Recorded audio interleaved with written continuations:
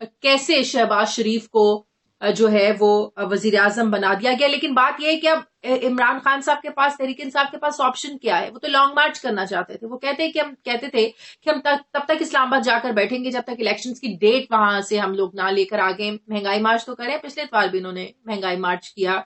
लेकिन हुकूमत जो फैसले कर रही है, नैब तरमीम उन्होंने की है, नए टैक्सेस लगा रहे हैं, इसको एक्सेप्ट करने के अलावा क्या ऑप्शन है अवाम के पास, तहरीक इंसाफ के पास? तहरीक इंसाफ की स्ट्रेटजी क्या है? वो क्या करेंगे? क्या वाकई अभी भी उनका प्लान है कि उन्होंने लॉन्ग मार्च करना है और इस्लामाबाद में जाकर तब तक बैठना है जब तक वहां से नए इलेक्शंस की डेट वो नहीं लेकर आ जाते? मैं बात करूंगी, मुझे ज्वाइन कर रहे हैं पाकिस्तान तहरीक इंसाफ के सीनुमा है, सेक्रेटरी जनरल है तहरीक इंसाफ के, साबिक वफाकी वजीर हैं असद उमर साहब। अस्सलाम वालेकुम, बहुत बहुत शुक्रिया असद साहब आपका। असद उमर साहब, क्या ये वाकई सब एनआरओ की लड़ाई थी? आप खुरम दस्तगीर के बयान देख लें, आप राना सनाउल्लाह के बयान देख लें कि इस नवंबर के बाद कुछ ऐसी तब्दीलियां होनी थी, बड़ी तब्दीलियां बड़े पैमाने पर होनी थी, जिसके बाद सबको नाअहल करवा देना था और आप लोग चाहते थे कि मैदान हो और सिर्फ तहरीक इंसाफ हो। क्या जिस एनआरओ की आप लोग बात करते थे वो मकसद मौजूदा हुकूमत का पूरा हो गया है? जी, ये तो खुर्रम दस्तगीर ने बड़ा अच्छा कर दिया कि उन्होंने किसी के जहन में कोई इबाम छोड़ा ही नहीं। आपको पता है इमरान खान तो पहले दिन से यही कह रहे थे। अब उनकी पहली स्पीच जो एज वजीर आजम की, उसमें भी उन्होंने कहा था कि देख लेना ये सब इकट्ठे हो जाएंगे जिस वक्त ये करप्शन केसेस की बात आएगी। आज से उनके 10 साल पहले के भी इंटरव्यू उठा के देख ले तो उस वक्त भी यही कहते थे कि अंदर से ये एक ही है। और वही उन्होंने बड़ा वाज़ेह कर दिया कि करप्शन के केसेस थे, वो करप्शन के केसेस जो हैं वो हतमी अंजाम तक पहुंच रहे थे, इसलिए हमने हर सूरत में चाहे साजिश हो या कुछ भी करने की जरूरत पड़े हमें इमरान खान की हुकूमत को गिराना था। लेकिन जो उन्होंने खतरनाक बात की उसके साथ कि उन्होंने इस बयानिए को जोड़ दिया आर्मी चीफ की तकर्रुरी के साथ। नवंबर से उन्होंने कहा कि ये सब कुछ जो है ये होना था क्योंकि नवंबर में नए आर्मी चीफ की तकर्रुरी होनी थी और उस नए आर्मी चीफ के साथ मिलके हर गैर कानूनी, हर गैर आईनी काम करना था इमरान खान ने। ये कोई छोटा मोटा इल्जाम नहीं है, बहुत बड़ा इल्जाम उन्होंने लगाया है। और जाहिर है जो भी आर्मी चीफ बनना है वो इस वक्त पाकिस्तान आर्मी के टॉप 3, 4, 5 जो सीनियर मोस्ट लोग हैं, जनरल्स हैं, उनमें से एक है। तो उसके ऊपर उन्होंने नाम तो किसी का नहीं लिया, लेकिन उन्होंने कहा कि उनके साथ मिलकर ये सारी साजिश की जानी थी और ये सारा आइन का, पूरे कोर्ट का सिस्टम जो है वो खत्म हो जाना था। जाहिर है फिर अपनी मनमानी से अगर फैसले आने थे तो कोर्ट तो खत्म हो गए ना, आजाद कोर्ट खत्म हो गए, जमहूरियत खत्म हो गई। ये बहुत बड़ा उन्होंने इल्जाम लगा दिया और मैं थोड़ा सरप्राइज हूं कि उनसे पूछ नहीं रहा कि भाई ये तो बता दो ये साजिश में दूसरा पार्टनर कौन था, ये कौन था जिसने इमरान खान के साथ मिलकर ये सब कुछ करना था। वैसे आप लोगों का कोई प्लान था कि इनको डिस्क्वालीफाई करवाया जाए, इनको मैदान में रहने ना दिया जाए, खेल से बिल्कुल आउट कर दिया जाए? कोई वैसा प्लान था आप लोगों का? देखें, इमरान खान की सियासत जो है, 26 साल की सियासत जो है वो एहतसाब को, अमल को आगे बढ़ाने के लिए उन्होंने सियासत की है। तो इसमें तो कोई शक ही नहीं कि वो चाहते थे कि एहतसाबी अमल हो, वो एहतसाबी अमल सबके ऊपर बराबरी की बुनियाद के ऊपर लागू किया जाए। और यही वजह बनी कि उनके अपने 2 पंजाब गवर्नमेंट के सीनियर वजीर सिप्तैन जो कि उनके अपनी सीट के नीचे के एमपी हैं, और अलीम खान को भी नैब ने अंदर कर दिया।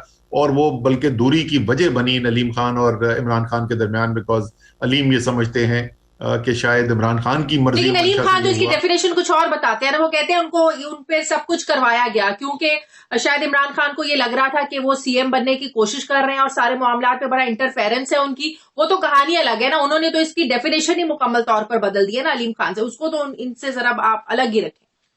नहीं, वो ये उनका, और मैं जो आप कह रही हैं वही मैं कह रहा था कि अलीम खान का मानना ये है। लेकिन अगर अलीम खान को मैं छोड़ दूं तो सिप्तैन खान जो है उनके साथ क्यों हो रहा था ये? वो तो उनके अपने मियाँ वाली के, इमरान खान की सीट के नीचे वाले, आज भी बिल्कुल लॉयल लीडर ऑफ ऑपोजिशन है इस वक्त पंजाब असेंबली में हमारे सिप्तैन, उनके खिलाफ क्यों हो रहा था? एनीवे, तो क्या इमरान खान चाहते हैं? बिल्कुल है। लेकिन क्या इमरान खान चाहते हैं कि कोई गैर कानूनी तरीके से कोई नैब के ऊपर कब्जा करके ये काम कर लिया जाए? तो अगर करना होता तो अभी तक क्यों उन्होंने नहीं किया? बल्कि ये तो एक बहुत बड़ा इल्जाम है। हमारे अपने सपोर्टर्स जो हैं वो तनकीद करते हैं तहरीक इंसाफ के इस बात के ऊपर कि ऑपोजिशन के कई लीडर्स के बड़े वाजे शवाहिद भी मौजूद थे, ओपन एंड शट केसेस थे, उसके बावजूद जो है वो किसी के खिलाफ जो है हतमी फैसले नहीं हो रहे थे। वो इसलिए कि इमरान खान आइन कानून में यकीन रखने वाले आदमी हैं, वो इदारों के अंदर इंटरफेयर नहीं करते, ना उन्होंने कोर्ट के निजाम में इंटरफेरेंस करने की कोशिश की, ना नैब में। लेकिन हमें यह भी नहीं भूलना चाहिए, हमारी अदालतों के फैसलों में यह भी लिखा हुआ है असद उमर साहब के नैब को पॉलिटिकल इंजीनियरिंग के टूल के तौर पर इस्तेमाल किया गया, नैब ने नाजायज लोगों को तंग किया। और आप इस चीज से इनकारी आई एम श्योर नहीं होंगे कि नैब को माजी में भी सियासी मुखालिफिन के खिलाफ ही इस्तेमाल किया जाता रहा है, और जो बात हमेशा से पीपल्स पार्टी भी करती आई है, नून लीग भी करती आई है। इस चीज को तो आप मानते हैं कि नैब को गलत तरीके से अपने मफाद में हुकूमतें इस्तेमाल करती रही? माजी में बिल्कुल ऐसा होता रहा जी, ये सच है। और आप सही कह रहे हैं कि कोर्ट्स के अंदर, कोर्ट की जजमेंट्स में ये लिखा हुआ भी है, बिल्कुल दुरुस्त बात है। और मैं दोबारा बोल देता हूं, मैं पहले भी बोल चुका हूं कि जो हमारी फ्रस्ट्रेशन थी, हमें जिस बात की वजह से नाखुश थे हम, वो ये था कि जैसे मैंने कहा कि बहुत सारे केसेस ऐसे थे जो बिल्कुल शवाहिद आपको सामने नजर आते हैं, उसमें कोई ढूंढने की ज्यादा जरूरत नहीं है, तमाम शवाहिद मौजूद है, उसके बावजूद तारीखें पे तारीखें लगती चली जाती थी, किसी के खिलाफ फैसले नहीं होते। और मेरी जाती राय के अंदर कुछ ऐसे भी ऑपोजिशन के लोग थे जिनके खिलाफ केसेस बने, जो मेरे ख्याल में कोई बहुत ठोस उनकी बुनियाद नहीं थी केसेस की। तो क्या नैब जो है वो सबसे साफ सुथरा इदारा और बेहतरीन काम कर रहा था? नहीं कर रहा था।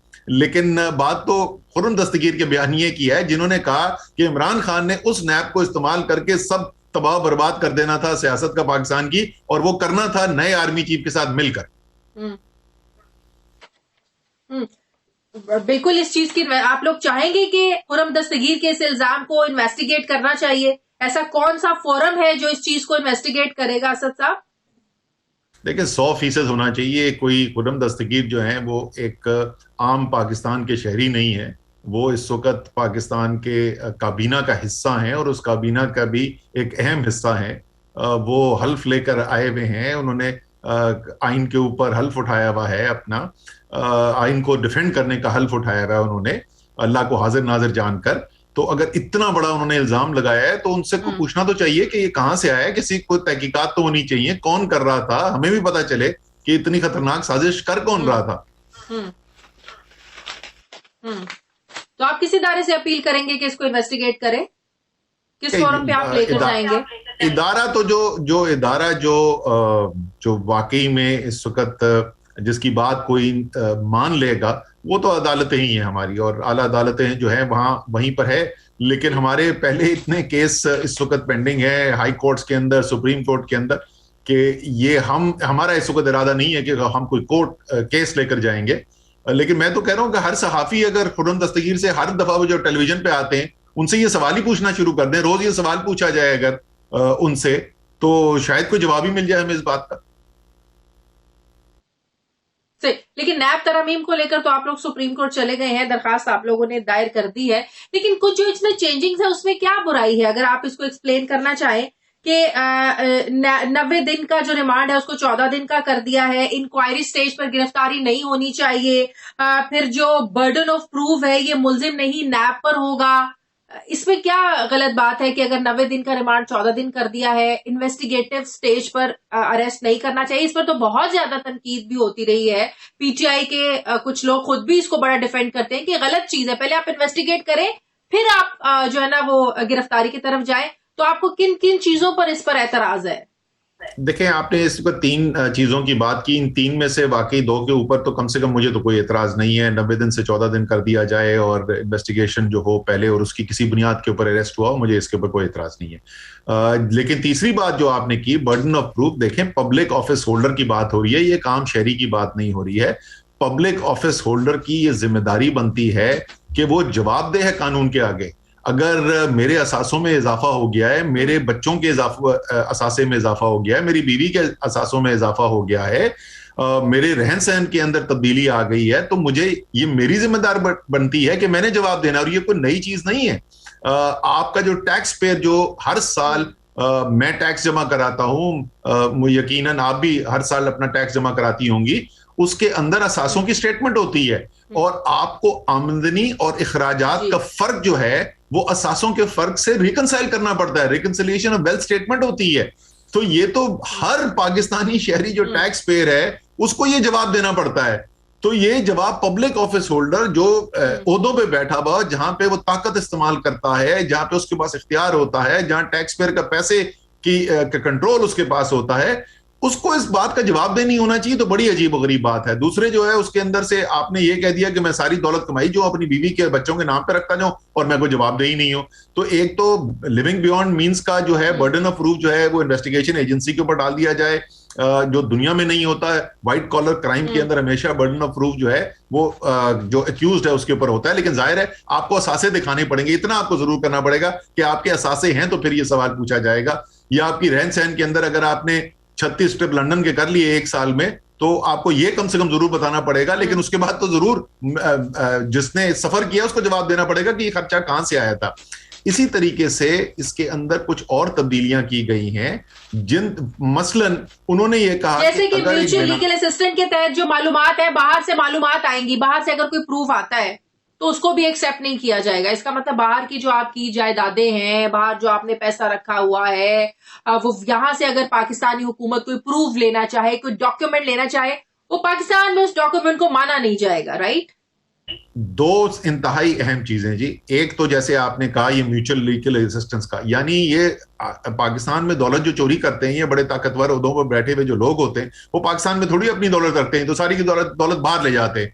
वो कह रहे हैं कि बाहर से अगर आप बाहर की हुकूमत से, ये नहीं है किसी को सड़क चलते किसी आदमी से ले आएंगे, बाकायदा ऑफिशियल तरीके से कानून, बैनुल अक़वामी कानून को इस्तेमाल करके म्यूचुअल लीगल असिस्टेंस से अगर आप बाहर से उनके असासों की, उनके पैसे की इंफॉर्मेशन लेके आ जाएंगे, वो आप पाकिस्तान में यूज नहीं कर सकते। मतलब इससे ज्यादा कितना बड़ा धोखा और कितना बड़ा जुल्म है पाकिस्तान की अवाम के साथ कि पैसा लेके चोरी करके बाहर ले जाओ और बाहर से इंफॉर्मेशन इस्तेमाल ना कर सको। दूसरी चीज जो है, ये आपको पता है बहुत सारे केसेस के अंदर, बहुत हाई प्रोफाइल केसेस के अंदर ये हुआ है कि वो बेनामी अकाउंट के अंदर जो है, या किसी चपड़ासी के नाम पर, किसी फलूदे वाले के नाम पर अरबों रुपए जो है घुमा दिया आपने उनसे।